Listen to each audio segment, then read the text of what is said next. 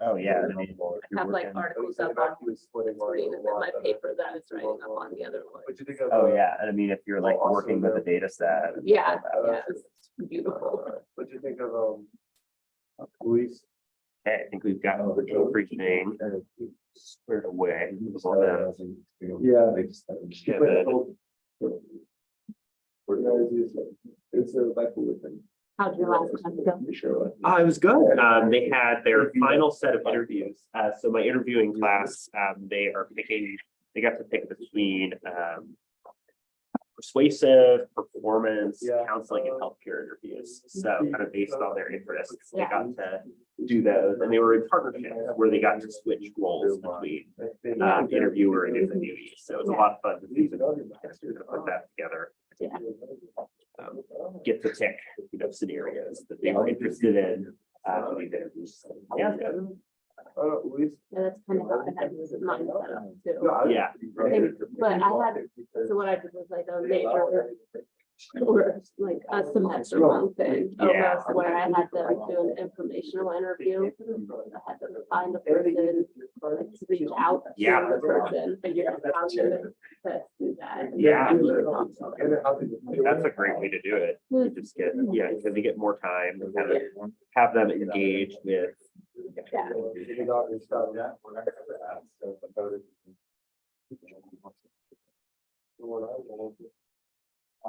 Yeah, they're not. Look.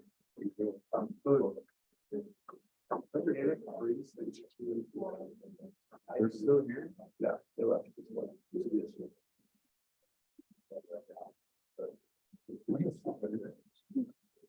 Look at this, hey, look at this. Before. Official schedules, they schedules. Also not September start. Are you gonna be still? Right. You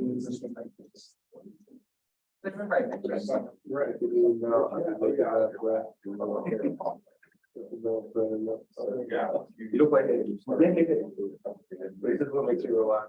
I won't find that. When I get mad, I get I heard you didn't. I know. Yeah. Like the scavenger. Yeah. That sounds like. Yeah, I don't want you to know. Really excited. Very, oh, what's it?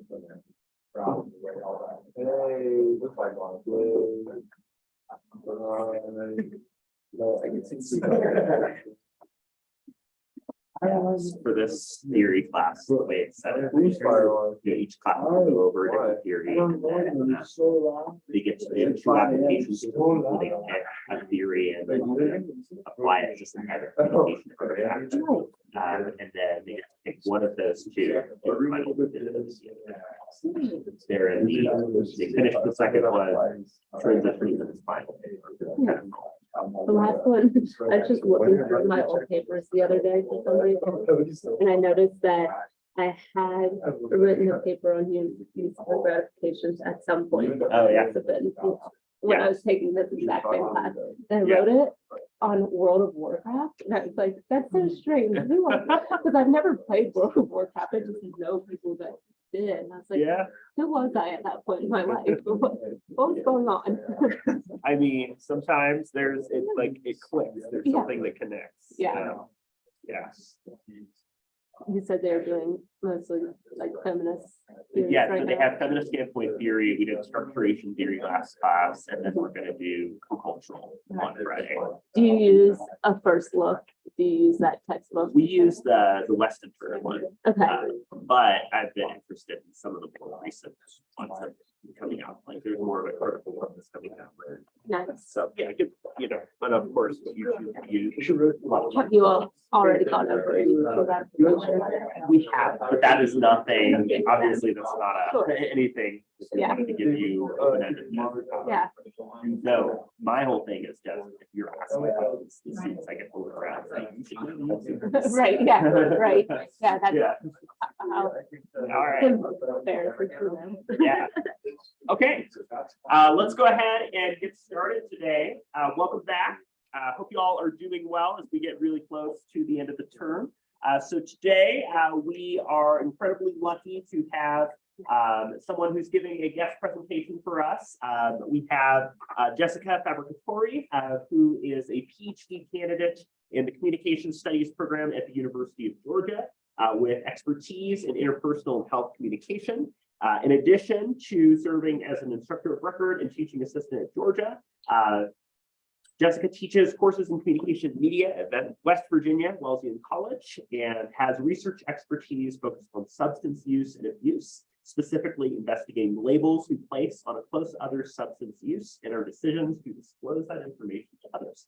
So we are really happy to have Jess joining us, who will be giving this teaching presentation. After that, again, we'll shift to our student presentations and discuss further on our theory of the day. So with that being said, we will take it away and let Jess go ahead and get started. All right. Hello. How's everyone doing today? I've heard that it is the end of your semester and you're maybe tired and there's a lot going on in your all's lives. Is that true? Well, hopefully this is a nice little break because obviously this is not going to be on the final, but I've recently heard that you did already go over this. Yeah. So maybe you remember something, maybe you don't, but if it is on the final, now it's a refresher, right? Now that's good for you. So my name is Jessica Fabbricatore, like Dr. mentioned, and today I'm going to be talking about uses and gratification. In general, today we'll go over the theory just a little bit, not too much. I'll talk about the major tenets and we'll talk about the motivations of using different media, which will make more sense here in a little bit. We'll watch a video and also just talk more generally about how we use media and then quick debrief. That's the game plan for today. So to get us started, just so you know, I'm pretty corny. I like to put corny things in my PowerPoint. So here we go. Here's our start with the corniness. I want you all to think right now with just the people at your table. That's probably easiest if you're not, you know, group up. And talk about what media did you use last night? Just think about what you did last night and what media you used. Give yourself a couple seconds to really think back on it.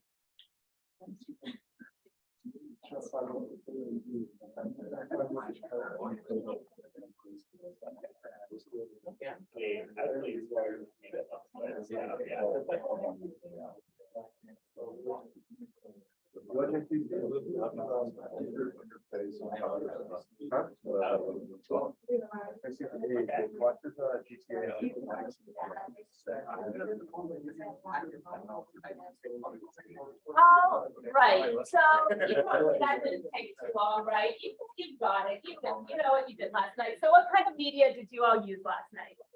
Instagram. Like how long do you think you scrolled on Instagram last night? 20 minutes. Oh, okay. That's pretty I feel like reasonable. I don't know. Anybody else? TikTok. How much time did you spend on TikTok last night? Maybe too much. All right. Anything else? We watching any shows right now? We watching any movies? Oh, I watched Akira last night. Ooh, okay. How was it? Okay. All right. I am over the pandemic, for some reason, I've never been this type of person, but I got into reality television, especially dating shows. So I watched a little bit of Love Island last night. Been getting caught up on that. It's a problem. I don't know. I'm like, how are there 60 episodes? But there are. So that's what I did a little bit before I prepped for this. I also looked some things up about the school, about, you know, things I need to talk about later. And then, yeah, I scrolled through Instagram for a little while. I didn't TikTok too much last night. So we used a lot of different things last night. We did a lot of things last night with media. So what I want you to think about now for a couple seconds, and I'll give you a little bit longer for this one. Do you think people can accurately explain their reasons for using different media? So when you're thinking about what you did last night, or you know how you use media generally speaking, do you think people can accurately explain explain why they're using it and how they're using it or not and why. So let that fester and talk about it with the people around you.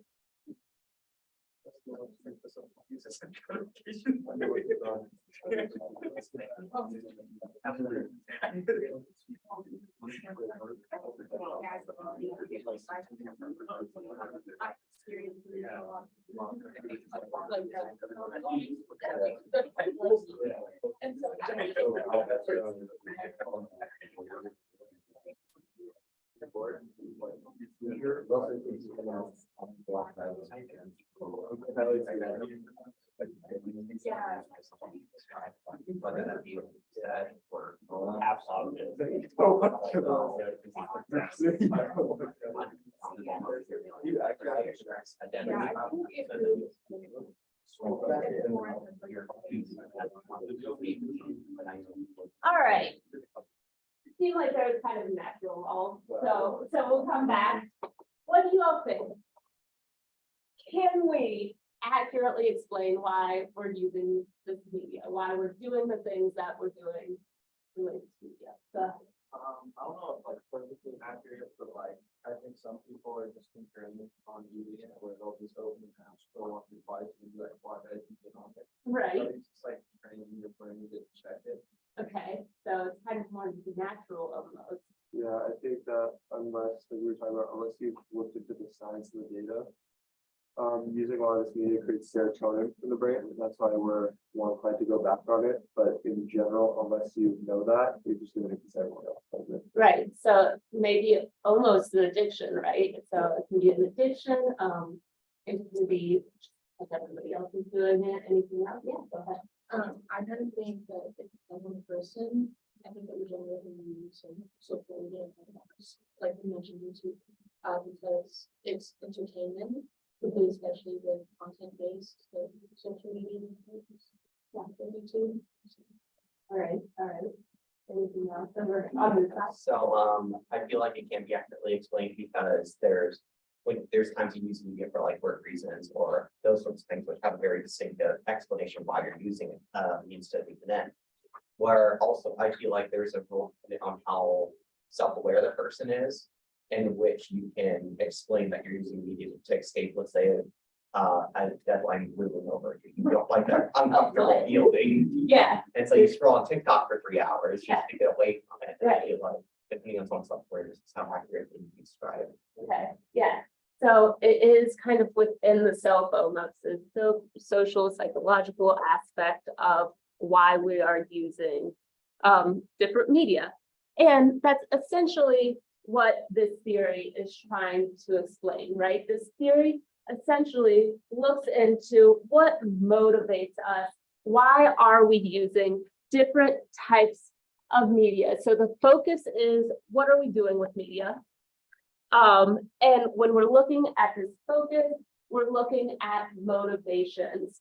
And as a quick clarification, you all may remember this already, but uses and gratifications, when I talk about gratifications, I'm talking about need satisfaction.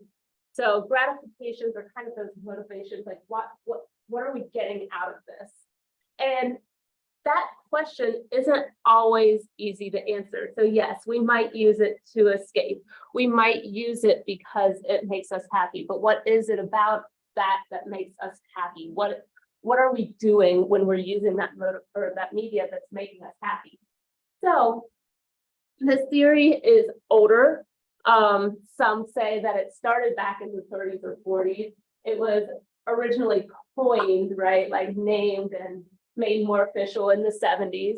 So the main focus early on was television use. Why are we turning on the TV? What are we turning on when we turn on the TV? And how are we using that media? And there are a lot of people right now that would argue that things have changed, that it's not, we're not using TV the same way. And the internet is not the same as just turning on the TV. The internet is something that's so deeply ingrained in what we're doing every day that it's very hard to separate these motivations. So we'll talk a little bit about that, but first I'll go over the assumptions and the motivation. So major assumptions. First is that people use media for their own particular purposes. Audiences are not passive is the main thing here. We are actively choosing to do certain things.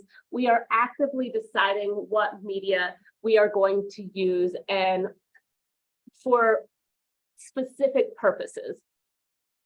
So I don't know what's on your all's For You page for TikTok, but my For You page has recently gotten really nerdy. It's like all history lessons. Like it would be like, oh, this lake in Oregon, right? This lake in Oregon is the oldest somewhere, and this is what's happening in this lake, and this is, I don't know, something like that. Or I'll learn like a history lesson. So for me right now, it's a lot of learning. What is on your all's For You pages, if you don't mind me asking? A lot of soccer. Soccer, okay. Soccer stuff. Are you a soccer player? All right, there you go. All right, soccer. What else? Huh? Okay, cleaning. Oh, that's nice. That is relaxing. A lot of golf, dogs. Golf and dogs. Yes, I also have a lot of dogs on there just doing silly things. Anything else? And what? Haunted places, the place I'm staying at may be haunted. I learned that after I booked it. So that's all things that happen. We are all using it for different reasons, and we might be exposed to different things as well when we are using these media. So we all use it for our own particular purpose, but the main idea is that people are using this media to satisfy some sort of need. They want to do it because it's helping them with something, satisfying a need for information or a need to escape or a need to get companionship. The media in general, like different types of media, but also media as its own, compete for our attention and our time. So we already talked a little bit about how we could scroll through TikTok for 3 hours, or we could just write the paper that we need to write. Yeah. So what other things does media maybe take away from? What are you missing out on maybe, or at least not being exposed to, not using because of media that you are using? Would you say your face-to-face interactions have maybe gone down or could go down if you're just scrolling through things? Okay, anything else comes to mind? So we have schoolwork and face-to-face time. Just getting outside. Yeah, just going outside. It's a beautiful day. So being outside and doing sunshine things. I guess like, I don't know where the like practical applications of stuff, like, for example, like anyone TikTok, there's a lot of like misinformation about specifically like psychology and like mental health stuff. Uh-huh. So like this, like missing on actually engaging with that in real time. Right. So even the idea that you're not maybe reading a book, you're not talking to an actual professional face-to-face, or you're not like learning those skills in a different way. So it competes for our time and attention. It affects people differently. So is anybody in here a crier when it comes to TV or videos or something that you see?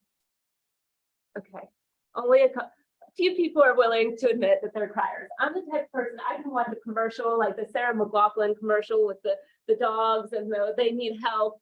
I'll cry every time. I'll change the channel. I'm like, I can't handle this. Like, I emotionally cannot handle this.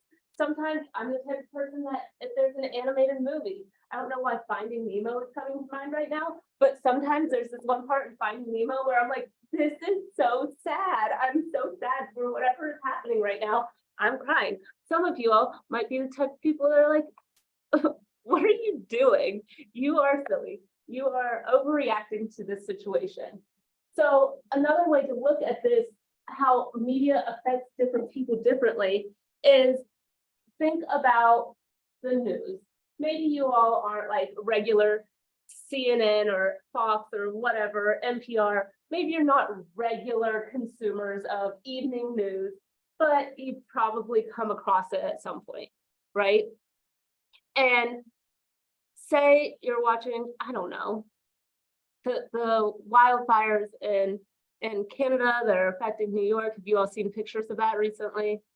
The last couple of days? Okay, well, if you have, see, you might not know, you might not care. It might not affect you at all. If you're one of those people living in New York, you might be like, oh, I feel seen, I feel validated that I'm seeing this in the media, so it's going to affect you differently. So it's not a one-shot situation where I see one thing and you see one thing and we're all feeling the same way about it. So it's affecting us differently.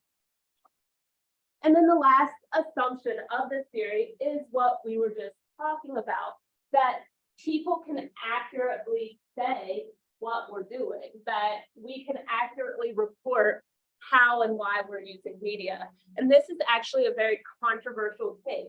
People using this theory have tried over and over again in different ways to prove that people can accurately describe why we're using certain media. But there are a lot of people out there that are just like, no, that's not, we don't know. We're not that aware. We will never be that self-aware. We are just using things to use them. So these are the main assumptions. You can see where you sit on that fence. You can decide for yourself. Let's move on to motivations. Why are some of the reasons, or what are some of the reasons why we're using media? So I only said take note because if we have time, we will do a short little activity of different motivations. So take note if you'd like, if you're so inclined. These are the 8 motivations. The first is that we use media to pass the time. We use it for companionship, to feel seen, to feel like we are connected to others. We use it to escape, for just enjoyment. We use it for social interaction, so kind of an added component of that companionship. Relaxation, information seeking, finding out things, and excitement. So these are the 8 original motivations we have for using different media. Like I said, this was developed originally for TV, and that was, or not for TV, but that was where it was most applied, is for how we're viewing things on the television. So things have maybe changed a little bit. One thing about these is that they're not mutually exclusive. Like I said, companionship and social interaction probably have some overlap. Excitement and enjoyment, probably some overlap. And some would argue that they need to be more narrow, that this isn't really telling us anything, right? That obviously that pretty much covers it all. So it's not really saying anything. So we'll get to that too a little bit. This short video, yes, is another way of thinking about use and gratification that's not just TV. It is related more toward the social media aspect of this. Why are we looking at likes so much? Why are we paying so much attention to things? And if the video doesn't work, it doesn't work. If it does work, we'll move on. It's really not that big of a deal. You should have the audio and stuff working in it, stuff. I have this button. All right. So let's see what happens. Oh. It was there. It wants to work. Okay, so Do you want me to? it's really, I mean, it's not going to make or break this video, and I can send it to you if you want to share it to everybody. See. Oh, I think since it's Split screen. My name is Diana. I'm Perfect. a journalist, author, and TV presenter. Like the rest of us, I'm part of the online generation, and I've seen a massive change in my lifetime. One moment, social media wasn't even a thing, and then all of a sudden, it's become everything. We live in an age where tech companies employ psychologists to make these apps even more addictive, Rebecca Meacham knows a lot about this. Her job is running the social media channels for Glasgow Caledonian University. How do you use social media for your personal use? I mostly use it for just posting photos, updating my friends and family on what I'm doing. Thing is, you post a selfie of yourself, or doesn't even have to be a selfie, a photo that someone else took, Yeah. and you don't get a lot of interaction, likes, and comments. Mhm. Does that bug you? Or like honestly, 'cause Honestly, I think it bugs all of us. Yeah. I think deep down, everyone, if they don't get a lot of likes on your photo, you think, why? If someone's put a photo on one of my best friends and they've asked me, I'm having a like a photo, I say, why are you into it? Like, and tell me right now, you look good. Like, that's a nice photo, but I did not feel the urge to double tap. Like, is that a problem? Now, just like the rest of us, I have to admit, I do get that there's mistakes when I post something on social media and it gets a good number of likes. However, to be quite honest, I'm not so sure how healthy it is to be transfixed by these numbers. Puma Dada runs two very successful online businesses, but she's got strict rules in place to make sure her online world doesn't take over her real life world. Social media, it's like a double-edged sword. You can really, it can take over your life if you let it. It's easy to be addicted to likes. I see so many people that are like, they'll post on Instagram and they'll be checking. But I try to avoid doing that at all costs. The tip for kind of, if you do feel like you're constantly checking your phone after you post, is to really just put your phone away and focus on another task. From now on, I'll be much more aware of the time I spend checking out my social media sites. Although to be honest, some habits are hard to break. I'm going to share my research with Rebecca and Rosalind. But I'm going to put it out there and say that we're all a little bit addicted to our social media. Whether it's for work purposes or for our own personal pleasure. Like you run 3 Instagram accounts. That's a lot of interacting with your social media. It definitely has not awareness to how often I can check my phone and how much I am on social media. I think I can honestly say I'm probably more addicted than I thought I was. Just considering the amount of times I pick up my phone for no reason. When you think of addiction, you don't necessarily think addiction to social media is so much of a dangerous thing, like addiction to alcohol or drugs. You don't think of it as the same thing. Yeah, but unless you have someone who's really young, has low self-esteem, or is going through maybe a really difficult time with their mental health, I think that's when likes really come into the equation and they matter a lot. Yeah. Let's face it, likes and notifications are here for good. It's controlling our defense. All right, so what this video shows is something you already know, that social media is a thing that we are all using. Is probably not great for our mental health for a lot of reasons. When we compare ourselves to other people, when we look at whether or not people like things, and because it just takes a lot of time out of our lives. But the other thing that this does is shows us where using the gratification theory as it has been in the past is maybe not the best way to look at how we are using media.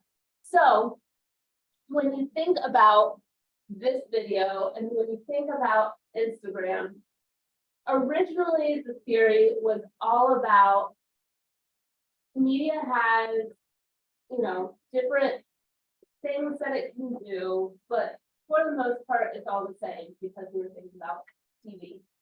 So when we turn on the TV, what channel are we turning it to? Because what are we going to get out of that channel, right? Out of that program. But now we have TikTok and Instagram and all these different social media that the shift is now, what can that media do? And then why are we using it, or how are we using it to fulfill a need? So the shift is how we're using the affordances that these social media allow. So I want you, actually, we'll move on to our short activity where we are going to talk about just how we're using different media, different motivations. So, all right. All right. So I want you to just divide into, again, the people around you, and I want you to think about the motivations for different media. And I'll give you a list of a few to think about. And then think about these questions. So which motivations are most or least likely to be served by that media? Why does it lend itself there? What is inherent in that form of media that makes it a more likely choice than something else? And then, is there a different motivation that maybe is not really captured in those original 8 very well? And I can go back to the original 8 if you'd like. But so some things to think about. Think about watching YouTube videos. Think about Spotify and how we're using Spotify to listen to different music or connect to other people. You can think about how Instagram is different than TikTok, is different than Facebook, if you all even still have that. So think about those things, but then also just one more, just to trickle in a couple more. How is playing Fortnite or playing a video game added into that mix?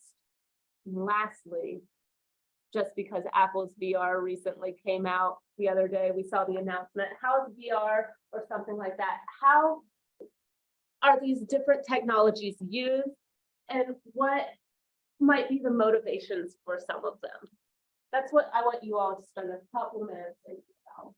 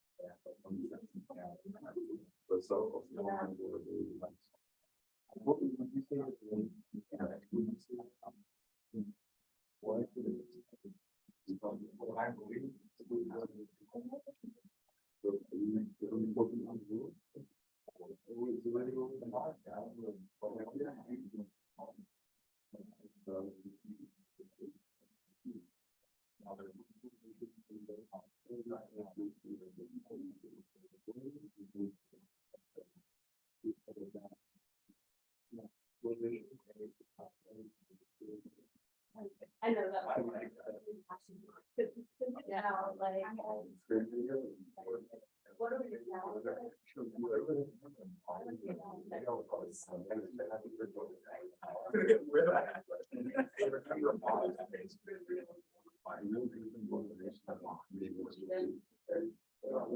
yeah, they're all the same, and then they're all the same.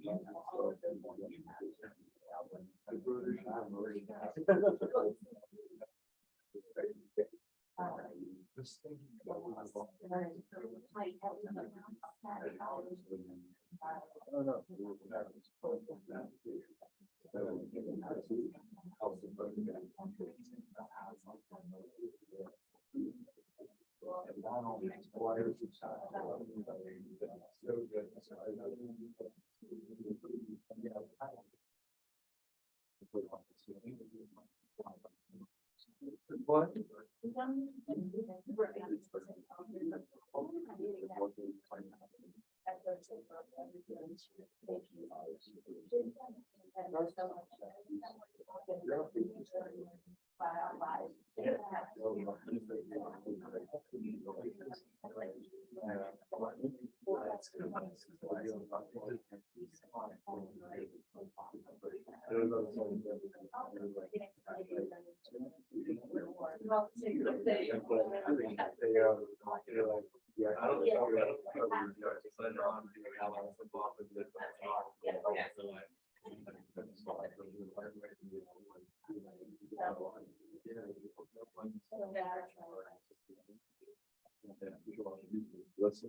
All right, So I'm gonna do this a couple different ways, but I decided to have you all look or think about all of them in like, however you wanted to. So what was the thing that came up the most as far as what media you were talking about?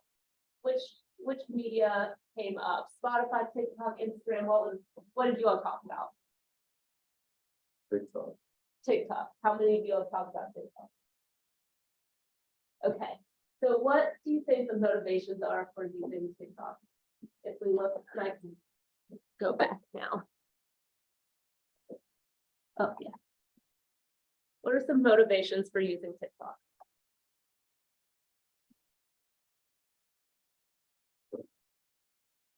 Probably a lot more than just one. Right, yeah, Passive time, skating, yeah, one. yeah. So how many of you are usually, generally speaking, going to TikTok to find something specific? Like whatever the world brings me is what I needed to see today, right? So usually it is just passing time. It's something that you're doing, kind of you're not thinking about it. Okay, so what would you not use TikTok for if you're looking at these usually?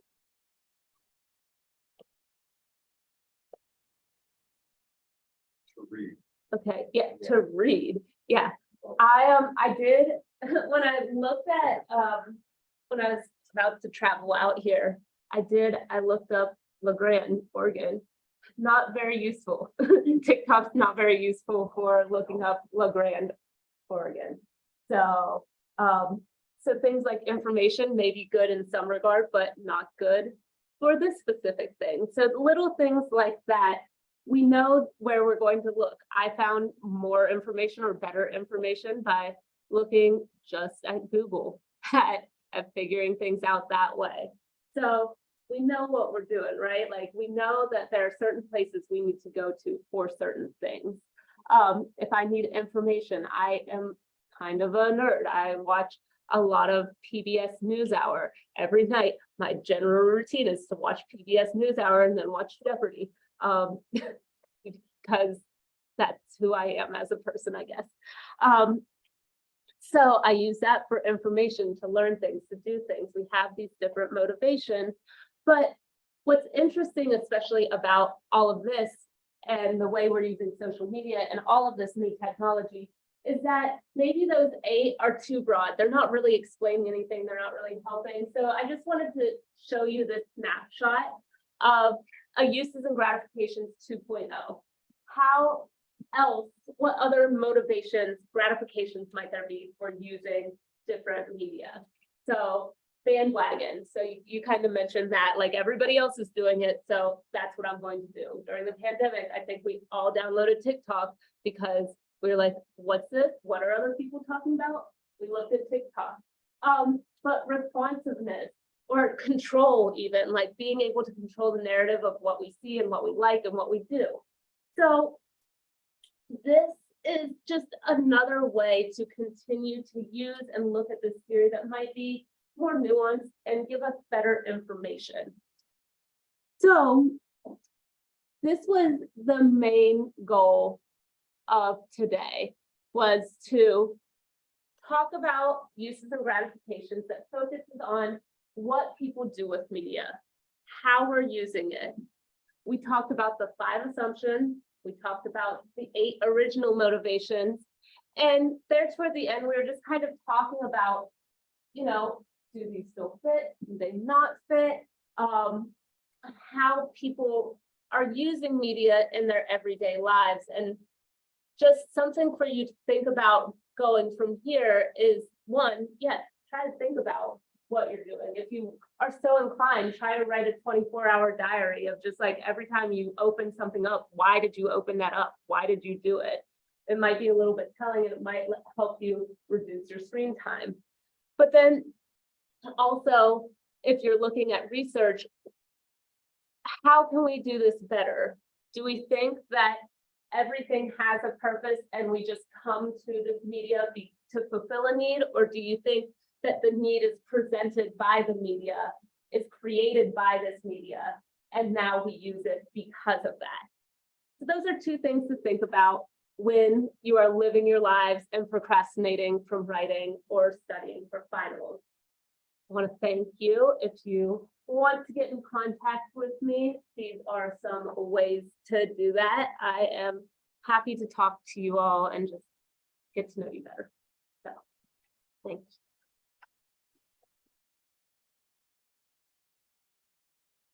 Right, well, Jess, thank you so much for sharing and I think explaining and engaging with us on uses and gratification far better than I did. So thank you for that. We really appreciate that. If you are here for the extra credit, thank you for doing that. You're welcome to send that to me to email or pass it forward. Otherwise, you're welcome to head out for the day. Comm theory folks, we're going to shift gears and have Brandon's presentation here in just a minute, and then we'll chat a little bit more and talk about what things will look like for the remainder of the day and Friday's class. Awesome. Yeah, I'll see you in a bit for lunch. Thank you. Thank you.